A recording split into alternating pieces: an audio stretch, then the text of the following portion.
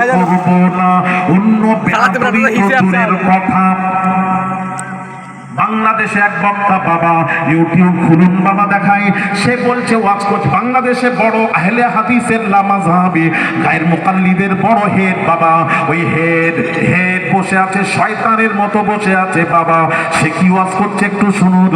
সে ওয়াজ করে বলছে আল্লাহ জিবরিল আমিন নবীজির কাছে যতবার ওহী নিয়ে এসেছিলেন, ততবার নবীর কাছে জিবরিল এসে বলেছিলেন ইয়া রাসূলুল্লাহ ইয়া হাবিবাল্লাহ হুজুর আপনি বেশি বেশি করে মিসওয়াক করবেন। তার কারণ নবীজি আপনার মুখ থেকে দুর্গন্ধ বের হয়। জোরে বলুন। হাই বক্তা, খুব হাই বাংলাদেশের বক্তা হলো। ওইগুলো তো আমি আজকাল বোঝাতে এসেছি, ইমান ঠিক করতে এসেছি। আপনি নামাজ পড়ছেন আর বলছেন নবীর মুখ থেকে দুর্গন্ধ বের হয়। ও সোনার যুবকেরা গো, ও মা বোনেরা, নবীর দুর্গন্ধ তো দূরের কথা, একটা কথা বলি বাবা, ও সোনার যুবকেরা মা বোনেরা শুনবেন। আল্লাহ নবীর বাবাজি শুনুন। আম্মা জান নবীর আম্মা আমিনাকে আব্দুল মুত্তালিব একদিন ডাকলেন, ডেকে বললেন বৌমারে, ও বৌমা তোমার ব্যাপারে পাড়ার প্রতিবেশীরা আমাকে নালিশ করেছে। কি আব্বা জান, শ্বশুর আব্বা বলুন কি নালিশ করেছে? পাড়ার প্রতিবেশী মহিলারা আমাকে বলল তোমার স্বামী ইন্তেকাল করে গেছেন আব্দুল্লাহ, ইন্তেকাল করার পর তুমি এমন সুগন্ধি ব্যবহার করো, এত দামি সুগন্ধি ব্যবহার করো কেন? ও বৌমা জানো না স্বামী চলে গেলে সুগন্ধি ব্যবহার, দামি সুগন্ধি ব্যবহার করতে নেই। এটা নালিশ করেছে, সবাই আমাকে বলেছে তুমি কার বৌমা, কার বউ তুমি খবরদার আমিনা বুঝে শুনে চলবে। হযরত আমিনা মরেছিলেন, আল্লাহর নবীর মা আমিনা মরেছিলেন। ও শ্বশুর আব্বা শুনুন, আল্লাহর কসম করে বলছি আমি আমিনা স্বামী চলে যাওয়ার পর আমি সুগন্ধি ব্যবহার করিনি।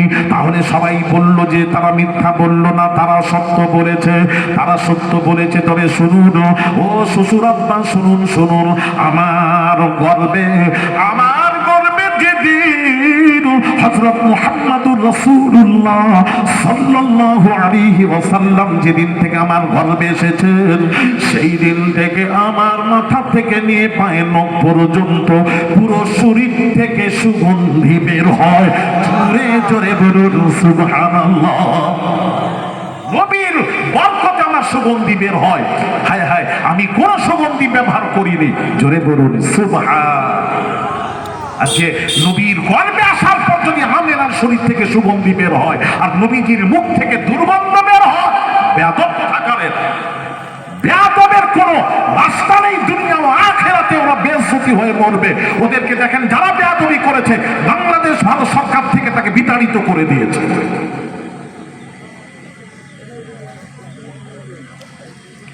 হায় কোন নবী? কোন নবী গো? ভাইরা মারো বাবাজিরা, ও সোনার যুবকেরা বাবাজিরা, অনেক কথা আছে। আমি এবার সংক্ষিপ্ত করছি। নবীর দুর্গন্ধ, নবী যখন রাস্তা দিয়ে যেতেন, কারোর সাথে মুসাফা করতেন, হাতে হাত স্পর্শ হতো, তার শরীর থেকে সুগন্ধি বের হতো। জোরে বলেন, আরেকটু জোরে বলেন। আর কবি কি বলছেন শুনেন। কবি বলছেন তেরে জান্নাত মে ऐसी खुशबू नहीं, तेरे जन्नत में ऐसी खुशबू नहीं जो खुशबू नबी के पसीने में है। জোরে বলুন আল্লাহর কসম, নবীজির পাসিনা মোবারক থেকে যে সুগন্ধি বের হতো, পৃথিবীর কোনো আতরে সে সুগন্ধি ছিল না। কথা ঠিক? কথা বলেন না ঠিক? আর নবীর মুখ থেকে দুর্গন্ধ বের হচ্ছে। আস্তাগফিরুল্লাহল আযীম। ওই হাদিসটা কি? এরা কোরআন হাদিস পড়ে কিন্তু বুঝে পড়ে না। এই জন্য কোরআন কি বলছে শুনুন, ইউদিল্লু বিহি কাসীরা।